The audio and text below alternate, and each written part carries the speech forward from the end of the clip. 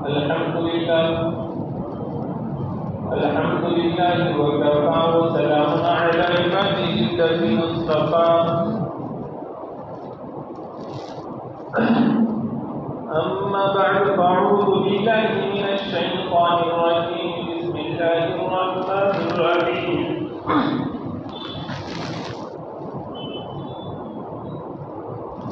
قل هل يستوي الذين يعلمون والذين لا يعلمون إنما يتذكر أولو الألباب صدق الله مولانا العلي العظيم.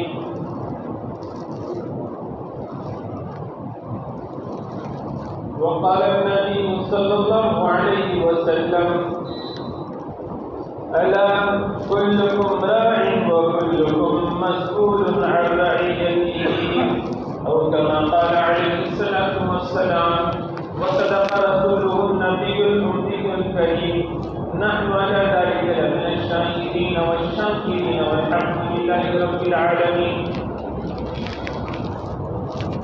محترم بزرگوں اور دوستوں،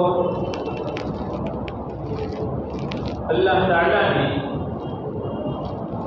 ہمیں اپنی اولاد کے سلسلے میں جو بھاری ذمہ داریوں کا پابند بنایا ہے اور جس کے بارے میں قیامت کے دن پوچھ ہوگی، وہ ذمہ داریاں سنائی جا رہی ہیں. ایمانی تربیت، اخلاقی تربیت اور جسمانی تربیت کے بعد چوتھے نمبر پر بچوں کی ذہنی اور عقلی تربیت کے سلسلے میں بات چل رہی تھی، اور ماں باپ کو، مربی حضرات کو، گھر کے ذمہ داروں کو، سماج کے ذمہ داروں کو، دینی ذمہ داروں کو جو بچوں اور بچیوں کے سلسلے میں ذہنی اور عقلی تربیت کو ملحوظ رکھتے ہوئے جو کام کرنے کی ضرورت ہے تو وہ شروع کیے گئے ہیں.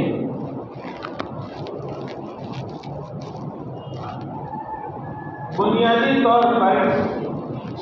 3 کام اگر کیے جائے تو اللہ کی ذات سے امید ہے کہ ہمارے بچے اور بچیاں ذہنی اعتبار سے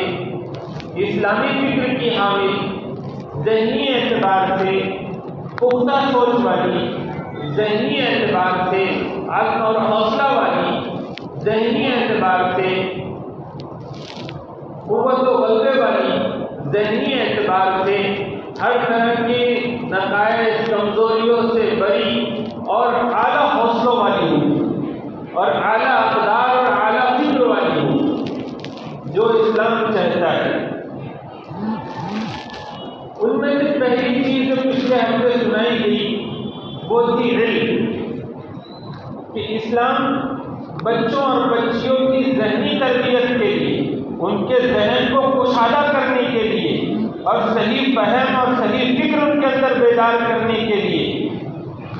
جو حکم دیتا ہے وہ پہلا حکم ہے تعلیم کا، علم کا. بلکہ اسلام کی ابتدا ہی اقرا سے ہو کہ پڑھیے،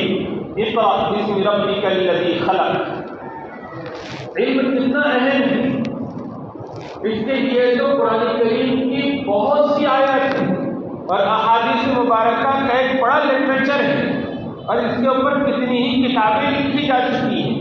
اور پچھلے ہفتے اس سلسلے میں کچھ گزارشات بھی رکھی گئی جس سے اندازہ ہوگا کہ دین اسلام نے، نبی آخر الزماں حضرت محمد صلی اللہ علیہ وسلم نے اپنی امت کو ذہنی اعتبار سے، عقلی اعتبار سے تیار کرنے کے لیے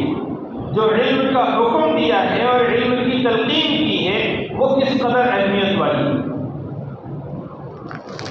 بغیر ذہن اور فکر کی مضبوطی کے،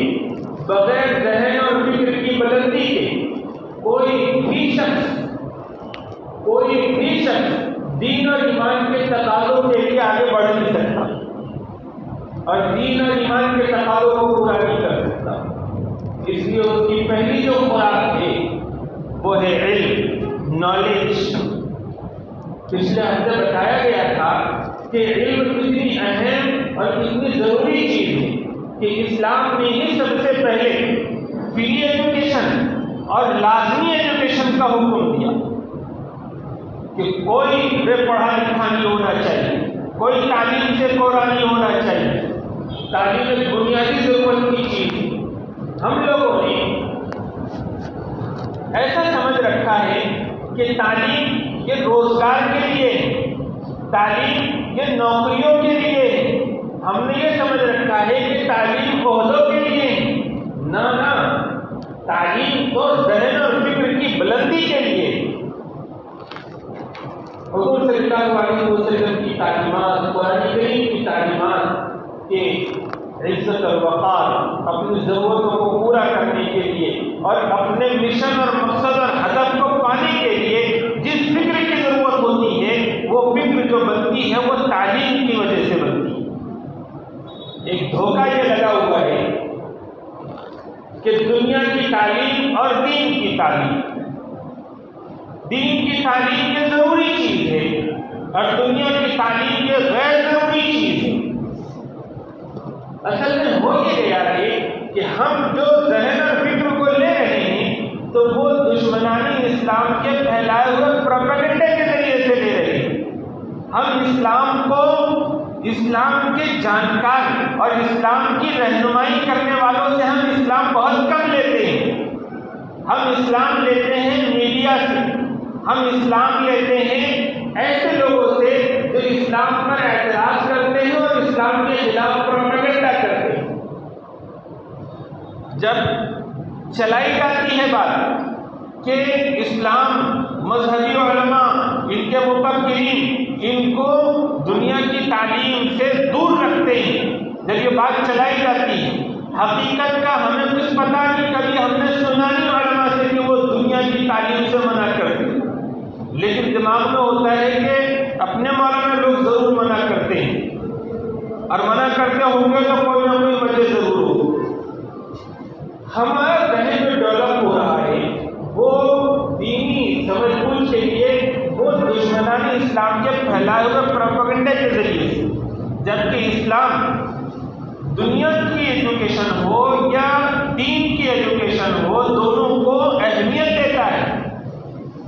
اسلام کی نظر میں دنیا کا علم اور دین کا علم یہ تقسیم نہیں ہے. رسول اللہ صلی اللہ علیہ وسلم کی نظر میں تقسیم کیا ہے؟ تقسیم ہے علم نافع اور علم ضار، نفع دینے والا علم اور نقصان دینے والا علم. علم چاہے دنیا کا علم ہو، چاہے وہ آخرت کا علم ہو، دین کا علم ہو، تقسیم یہ رکھی گئی ہے کہ نقصان دینے والے علم سے بچنا ہے اور نفع والے علم کی طلب میں رہنا ہے. پھر جو نفع والا علم ہے، دینی علم اور دنیاوی علم، تو وہ مسلمان اس کا حریص رہے گا، اس کی طلب میں سرگردہ رہے گا اور پھر اس کی جستجو میں رہے گا. تو پھر اس دین اور دنیا کے نفع والے علم کے سلسلے میں شریعت کی ہدایت یہ ہے کہ ایک علم ہے فرض کفایہ اور ایک علم ہے فرض عین. فرض عین کون سا علم؟ فرض عین وہ نفع والا علم جس کی ضرورت ہر مسلمان کو، جس کی ضرورت ہر مسلمان کو اپنے دنیا اور آخرت کے نقصان سے بچنے کے لیے اور اپنی دنیا اور آخرت کی بقا کے لیے ضرورت ہوتی ہے. ایک مسلمان کی ایمان اور دین کی حفاظت اور بقا، ایک مسلمان کی عزت اور آبرو کی حفاظت اور بقا، ایک مسلمان کی جان اور مال کی حفاظت اور بقا جن علوم پر موقوف ہے، جس قدر علم پر موقوف ہے، چاہے وہ دین کا ہو یا دنیا کا، نفع والا علم تو اتنا حاصل کرنا ہر مسلمان پر فرض عین. دین کا علم تو ہے ہی فرض عین، لیکن اتنا علم سکھانا اپنے بچوں اور بچیوں کو کہ جس کے ذریعے سے وہ اپنا دین اور اپنی دنیا یہ بچا سکے اور اس کو باقی رکھ سکے اور اس کے بقا اور فروغ میں کام آ سکے، تو وہ ضرورت کے بقدر علم فرض عین۔ اور پھر جو نفع والے علوم ہیں، ان نفع والے علوم میں چاہے دین کا ہو یا دنیا کا، اس میں ایسی مہارت پیدا کرنا کہ وقت ضرورت مسلمانوں کے وہ علم کام آ سکے، یہ فرض کفایہ ہے۔ اس میں عالم بنانا، مفتی بنانا، حافظ بنانا، قاری بنانا اور ڈاکٹر بنانا، انجینئر بنانا، یہ سب آگے۔ ہاں یہ ضرور ہے کہ ایسا علم ضرورت کے بقدر یا فرض کفایہ، یعنی فرض عین اور فرض کفایہ، ایسا علم جو دین کا ہے، جس کے ذریعے سے ایمان اور دین بچے گا، اور دین اور ایمان کی بقا جس کے اوپر موقوف ہے، آخرت جس کے اوپر موقوف ہے، وہ علم کا حاصل کرنا یہ مسلمانوں کا شعار ہے۔ حضور صلی اللہ علیہ وسلم کے زمانے سے لے کر آج تک ہر اہل ایمان جس کے ایمان میں کچھ چاشنی ہے، جس کے ایمان میں کچھ حرارت ہے، جس کا ایمان کسی قدر ابھرا ہوا ہے، تو اس کا یہ ترہ امتیاز رہا ہے حضور کے زمانے سے آج تک کہ انہوں نے قرآن کریم کی، دین کی، اسلام کی ایسی تعلیم جس کے ذریعے سے آخرت سورے، جس کے ذریعے سے ان کی آخرت بچ سکے، اللہ کے پاس و نافرمانی سے بچ سکے، اتنا علم انہوں نے اپنے بچوں کو ضرور دیا ہے اور انہوں نے حاصل کیا ہے۔ یہ اسلامی شعار ہے، فرض عین اور فرض کفایہ ہونے کے باوجود عالم حافظ قاری بنانا یہ شعار ہے اسلام میں سے۔ یہ اگر تقسیم آپ کے سمجھ میں آئی ہو، جو مختصر انداز میں نے آپ کو سمجھائی، اسلامی نقطہ نظر سے علم کی دو قسمیں ہیں، نقصان دینے والا علم اور نفع دینے والا علم۔ نفع دینے والا علم فرض کفایہ اور فرض عین، پھر فرض کفایہ اور فرض عین میں جو دینی علوم ہیں وہ شعار اسلام میں سے۔ نقصان پہنچانے والے جو علوم ہیں اور جو فنون ہیں، اس سے اسلام نے مردوں کو بھی منع کیا ہے اور عورتوں کو بھی منع کیا ہے، اور ماں باپ کو بھی چاہیے کہ اپنے بچوں اور بچیوں کو ایسے علوم اور ایسے فنون جس سے فائدہ کچھ بھی نہیں ہے دنیا اور آخرت کا، اور اس میں نقصان ہی نقصان ہے، وقت کا ضیاع ہے، لطف اندوزی ہے، عیاشی ہے، اور اس طرح سے صرف آرٹ کے نام پر، ایجوکیشن کے نام پر لوگوں کو بیوقوف بنانے کا کام جس کے ذریعے سے چل رہا ہے، وہ نقصان دینے والا ہے۔ اسکولوں میں، کالجوں میں ایسی چیزیں بھی کبھی کبھی پڑھائی جاتی ہے اور ایسی چیزیں بھی سکھائی جاتی ہے اور ایسے پروگرام بھی منعقد کیے جاتے ہیں جس کے ذریعے سے حیا رخصت ہوتی ہے، جس کے ذریعے سے دین اور اسلام کے خلاف وہ احکامات کے خلاف وہ کام جاتے ہیں، ناچ گانا ہے، موسیقی ہے اور اس طرح کی بہت ساری چیزیں۔ تو یہ وہ علوم اور فنون ہیں جو نقصان دینے والے ہیں، جیسے شخصیت کی مجروح۔ اب ایک اور غلط فہمی، لوگ یہ سمجھتے ہیں کہ اسلام میں مردوں کو تو تعلیم حاصل کرنے کے بارے میں بہت ابھارا گیا ہے اور عورتوں کو نہیں ابھارا گیا، اور عورتوں پر طرح طرح کی پابندیاں ہیں۔ یہ ذہن میں رکھیں کہ اسلام میں جتنی اہمیت مرد کے لیے، لڑکے کے لیے تعلیم کی ہے، اتنی ہی اہمیت عورت کے لیے اور لڑکی کے لیے بھی۔ اس کے لیے بھی وہی تقسیم ہے، فرض عین اور فرض کفایہ والی۔ اس کے لیے بھی وہی تقسیم ہے کہ جو دنیاوی علوم ہے اس کے مقابلے میں دینی علوم شعار اسلام میں سے۔ لیکن جن علماء نے بھی جن جن چیزوں پر نکیر کی لڑکیوں کی تعلیم کے سلسلے میں اور اس کو منع کیا، تو وہ تعلیم سے انہوں نے کبھی بھی منع نہیں کیا۔ ہاں، نقصان دینے والے علم بچیوں کو سکھانے سے منع کیا، جس کی اسلام ممانعت کرتا ہے۔ اور اسکول اور کالج کے ماحول میں رہتے ہوئے اس کے دین اور ایمان اور عزت آبرو کی حفاظت میں جو چیز رکاوٹ بنتی ہے تو ان چیزوں سے منع کرتے ہیں۔ یہ ایسا نہیں ہے کہ ان کو تعلیم سے روکا گیا ہے، تعلیم کی اہمیت تو قرن اول سے ہے، حضور کے زمانے سے ہے، بہت ساری صحابیات یہ طبیبہ اور ڈاکٹر تھی، بہت ساری صحابیات محدثہ اور فقیہہ تھی۔ حضرت عائشہ رضی اللہ عنہا کے کتنے شاگرد ہیں صحابہ کرام۔ بعد کے زمانے میں بھی خواتین اسلام یہ ایک نمایاں حیثیت رکھتی تھی علم میں، شعر اور ادب میں، فقہ اور فتاویٰ میں، اسی طرح سے حدیث کے علم میں۔ امام بخاری رحمۃ اللہ علیہ کے استادوں میں کچھ خواتین، تو تعلیم کے علم میں اور دوسرے علوم میں خواتین نے بھی مہارت پیدا کی۔ اسلام کبھی بھی لڑکیوں کو تعلیم سے نہیں روکتا بلکہ اس کی حوصلہ افزائی کرتا ہے۔ حضور نے فرمایا جس کی 3 بیٹیاں یا 3 بہنیں ہو، جس کی 2 بیٹیاں یا 2 بہنیں ہو، اور وہ ان کو اچھا ادب سکھائے، پھر جب وہ شادی کی عمر کو ہو جائے تو اس کو شادی کرا دے تو اس کے لیے جنت ہے۔ حضور صلی اللہ علیہ وسلم نے یہ فرمایا کہ کسی کی باندھی ہو اور وہ اپنی باندھی کو اچھی تعلیم دے اور اپنی باندھی کو اچھا ادب سکھائے، پھر اس کے بعد اس کو آزاد کر لے اور آزاد کرنے کے بعد اس سے شادی کر لے تو اس کے اوپر بھی جنت کی بشارت سنائی گئی۔ تو یہ خواتین کو پڑھانا لکھانا اور ان کو تعلیم دینا یہ تو اسلام کے بنیادی احکامات میں سے ہے، لیکن وہیں پر یہ بھی حکم ہے کہ خواتین کو ایسی تعلیم دے اور ایسے طریقے پر دے کہ ان کو نقصان نہ ہو۔ بیوقوفی میں پروپیگنڈے کا شکار ہو کر اور ذہنی فکر کے اندر خرابی پیدا ہونے کی وجہ سے ذرا اس کا خیال نہیں کرتے کہ اسلام جو چاہتا ہے کہ لڑکوں اور لڑکیوں کی تعلیم الگ الگ ہو، لڑکوں اور لڑکیوں کی تعلیم کے جو سلیبس ہو اس میں کچھ فرق ہو، کہ جو آنے والے دنوں میں بچے کو ضرورت ہے وہ ساری چیزوں کی بچیوں کو ضرورت نہیں ہے، بچیوں کو جن چیزوں کی ضرورت ہے وہ چیزیں ان کو پڑھائی جائے، جو علوم ان کے لیے نافع بن سکتے ہو، جس کے ذریعے سے وہ سماج میں ایک بہترین خاتون بن سکے، وہ تعلیم ان کو دے۔ تو یہ جو اسلامی سوچ اور اسلامی فکر ہے یہ غلط معلوم ہوتی ہے، اور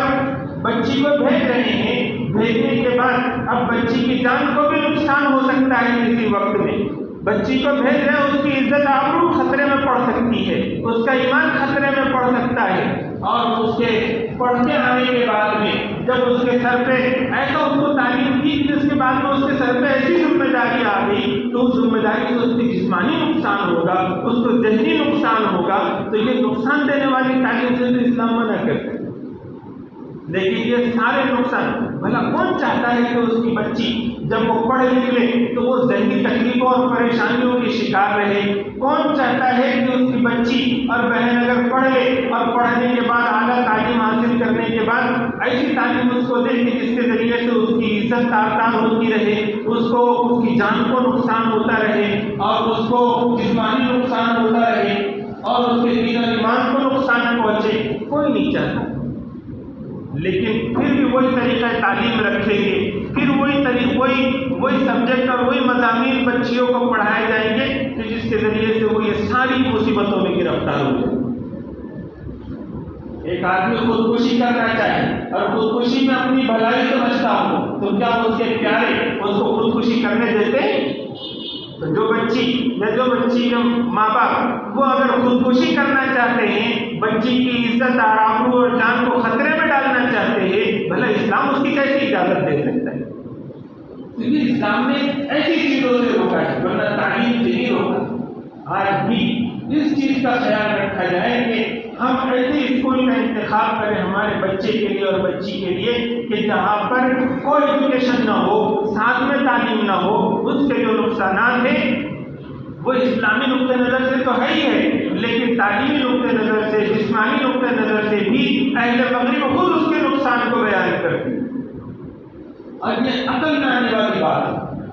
کہ اکثر و بیشتر ہمارے بچے اور بچیاں وہاں کا جو فری ماحول ہوتا ہے تو اس کے اندر بہت کم تعلیم میں قابلیت پیدا کر پاتے ہیں، اور وہاں کے مسموم ماحول کی وجہ سے تعلیم بھی اپنی آگے تک کی پوری نہیں کر پاتے۔ بہت سے لوگ ایسے جو میٹرک کے بعد ختم کر دیتے ہیں، کچھ لوگ 12ویں کے بعد ختم کر دیتے ہیں، اعلیٰ تعلیم تک نہیں پہنچتی۔ ہونا یہ چاہیے کہ ہم مسلمان ہیں، ہمارا دین اور اسلام واحد مذہب ہے، واحد دین ہے جو جو سیکھنے اور تعلیم کا حکم کرتا ہے، کسی اور مذہب میں اتنی تعلیم کو عام نہیں کیا گیا، اتنی تعلیم کو فری نہیں کیا گیا اور اس کی اتنی ترغیب نہیں دی گئی، تو ہمارا کوئی بچہ کوئی بچی تعلیم سے کورے نہ رہے۔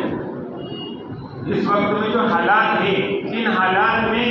آپ کتنے ہی مظاہرے کر لو، آپ کتنے ہی تحریکیں چلا لو اور کتنی ہی محنتیں کر لو، کتنی ہی نمائندگی کر لو، کتنے ہی سیٹ کھڑے کر لو، کتنے ہی الیکشن لڑ لو، اس وقت تک جب تک کہ ہم اپنا مشن تعلیم نہیں بنائیں گے، دینی اور دنیاوی تعلیم، اپنے بچوں کو پہلے قرآن کریم، عقائد اور دین اسلام کی بنیادی ضرورت کی تعلیم دیتے ہوئے ان کو عصری علوم میں ماہر نہیں بنائیں گے، اس وقت تک کبھی بھی حالات بدل نہیں سکتے۔ ہم کو اگر فیصلہ کوئی موقع پہ آتا ہے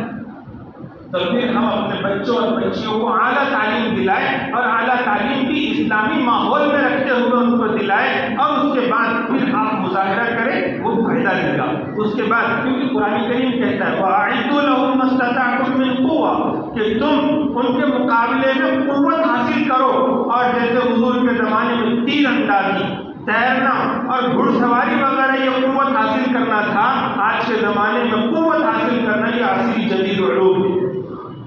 اور یہ علوم کا حاصل کرنا یہ گویا کہ قرآن کریم اور سنت رسول کریم کی تعلیم، اس سے بہت زیادہ لاپرواہی ہم لوگ برتتے ہیں،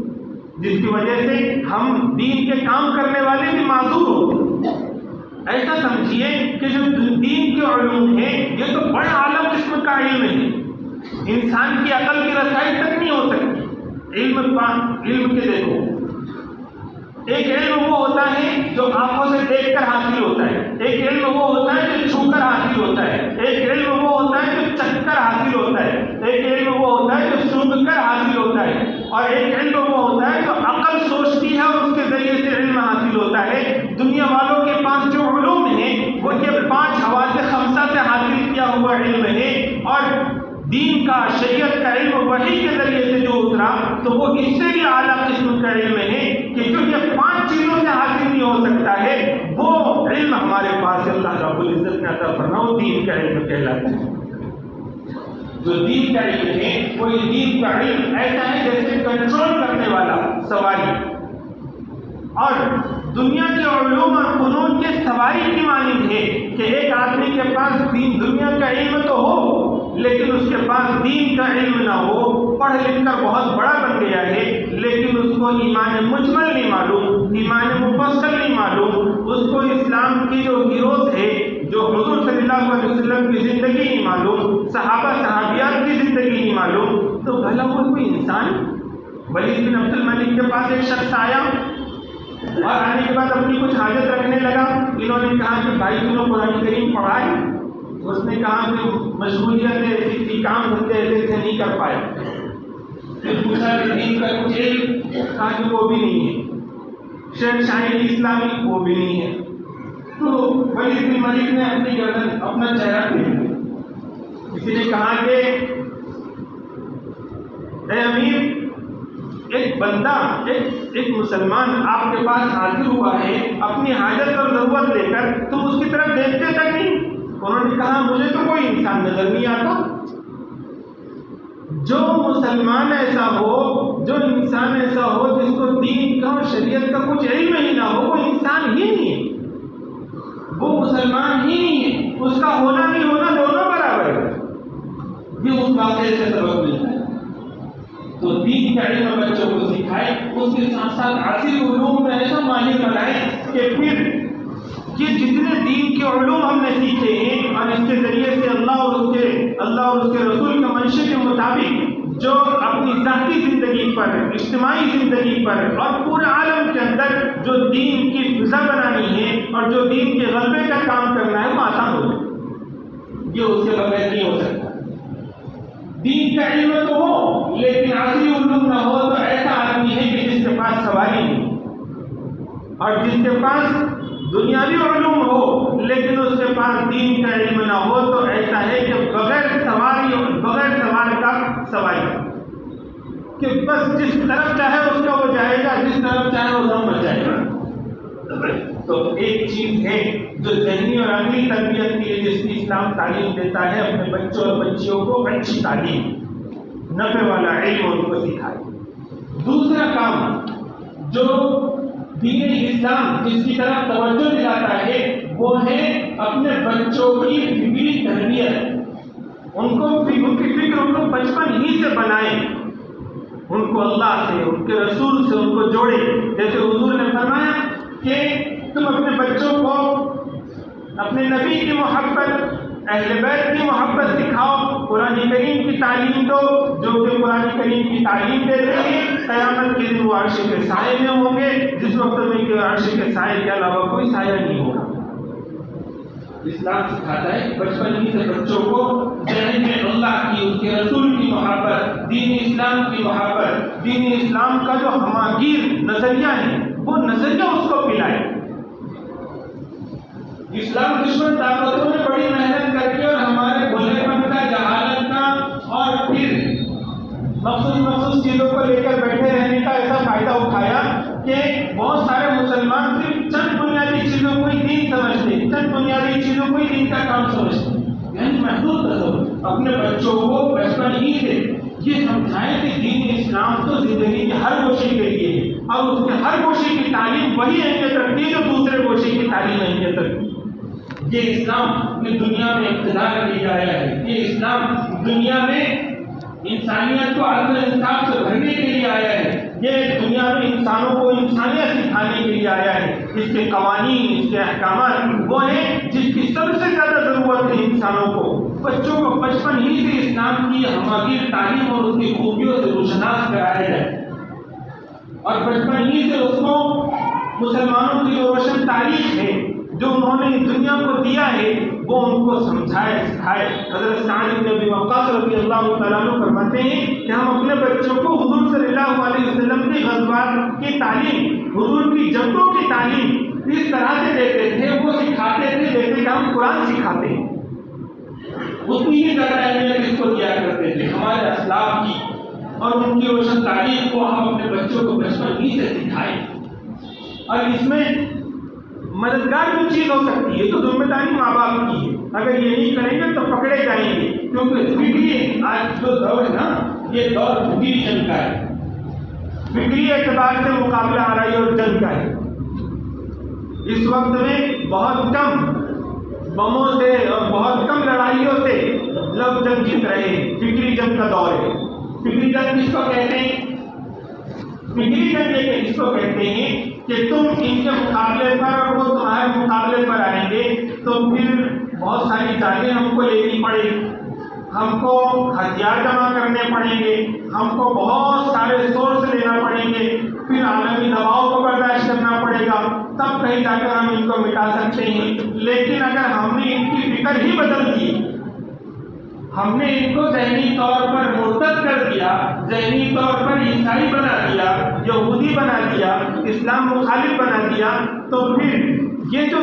دشمن کے سامنے دشمن ہے ہمارا، یہ دشمن جب فکر اس کی بدل جائے گی تو پھر اب یہ اپنے سورس لے کر، ہمارے کوئی سورس ہم کو ضرورت نہیں پڑے گی دینے کی، وہ اپنا مال لے کر، وہ اپنی جان لے کر اور وہ اپنے سورس لے کر، وہ اپنی پہچان لے کر وہ خود ہی اسلام کو مٹانے کا کام کرے۔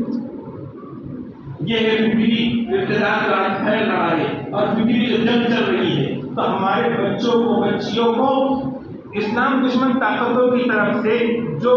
سازشیں ہو رہی ہے، جو ان کے برین واش کرنے کی کوشش ہو رہی ہے، تو اس سے بھی ان کو بچانے کی کوشش کرے۔ اور اس کے لیے 3 کام بنیادی طور پر کیے جا سکتے ہیں۔ ایک کام یہ کہ ہم اپنے بچوں کو مقصد کی ضروری تعلیم دینے کے بعد میں بھی دینی کتابوں کا مطالعہ کروائیں، تاریخ کا، سیرت کا، قرآن کریم کی تفاسیر کا، اس کا مطالعہ ان کو رکھیں۔ دوسرا کام یہ کرے کہ جہاں کوئی عالم، جہاں کوئی بزرگ ایسے ہو کہ جو اسلام کی ایسی ہماگیر فکر رکھنے والا ہو اور ویسی تربیت کر سکتا ہو، ان کی خدمت میں اپنے بچے کو چھوڑ دے تو ان کی تربیت میں رہے، ان کی خدمت میں رہے، تاکہ ان کی فکر اس کے اندر منتقل ہوتی رہے۔ تیسرا، کسی دینی اور مذہبی جماعت سے جو کہ ان حالات پر بھی نظر رکھتے ہیں اور مسلمانوں کی ذبح و حالی پر بھی نظر رکھتے ہیں، ملت کے لیے، ملت اسلامیہ کے لیے کام کرتے ہیں، ان سے اپنے بچوں کو جوڑے تاکہ ان کی فکری تربیت ہو، وہ دشمنوں کے مقاصد کو، دشمنوں کے مکر و فریب کو سمجھ سکے تو اپنے بچوں کو اس طرح سے ایسی جماعتوں سے جوڑیں۔ تیسرا کام، پہلا کام علم، دوسرا کام ذہنی تربیت، اور تیسرا کام جو ضروری ہے بچوں کی عقل اور ذہن کو مضبوط بنانے کے لیے وہ یہ کہ ہر ایسی چیز سے جس سے بچے کی ذہن اور عقل خراب ہو اس سے بچوں کو بچائے، ان کی صحت کا خیال رکھیں، جس کا جسم اچھا ہو اس کی عقل اچھی، اور پھر ساتھ ساتھ نشے والی چیزوں سے اپنے بچوں کو بچائے۔ کتنے قسم کے نشے ہو رہے ہیں اور یہ بڑی علمیہ والی بات ہے، اس سے اپنے بچوں کو بچائے، اور جو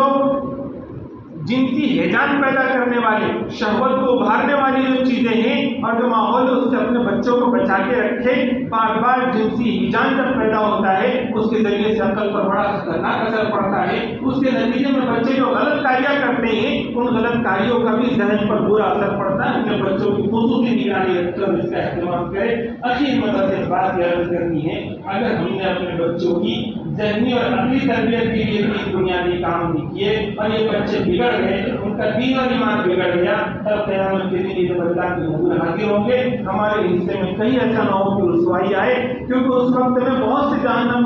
میں جانے سے پہلے اللہ سے درخواست کریں گے، ربنا انا اطعنا سادتنا وکبراءنا، اے ہمارے پروردگار، ہم نے تو ہمارے جو بڑے تھے، ہمارے جو ذمہ دار تھے، ہم نے ان کی اطاعت کی۔ ہم جو بھی بن گئے، ڈاکٹر بن گئے، انجینئر بن گئے، یا کچھ ہم ٹکوری بن گئے یا کاروباری بن گئے، یا جو بھی بن گئے تو ہمارے ماں باپ نے بنایا تو ہم بن گئے۔ اگر وہ ہم کو دیندار بناتے، وہ اگر ہماری ذہنی تربیت کرتے، فکری تربیت کرتے تو ہم بھی جنت میں جانے والے ہوتے آج۔ یعنی کہ قصور کس کا ہے؟ ہمارے بڑوں کا ہے، ہمارے ماں باپ کا ہے۔ ربنا آتِهِمْ ضِعْفَيْنِ مِنَ الْعَذَابِ، تو اللہ آپ ہم کو تو نہیں چھوڑیں گے لیکن ان کو ڈبل عذاب دیجیے، وَلَعَنْهُمْ لَعْنًا كَبِيرًا، اور ان کے اوپر بڑی لعنت ڈالیے۔ اللہ تعالیٰ میری اور آپ کی حفاظت فرمائے۔ اگلے ہفتے انشاءاللہ بچوں کی جو نفسیاتی تربیت ہے اس سلسلے میں اسلام کیا کہتا ہے تو وہ انشاءاللہ سنائی جائے گی۔ اللہ تعالیٰ مجھے اور آپ کو عمل کی توفیق عطا فرمائے۔ اذان دے دیجیے۔ وآخر دعوانا الحمدللہ رب العالمین۔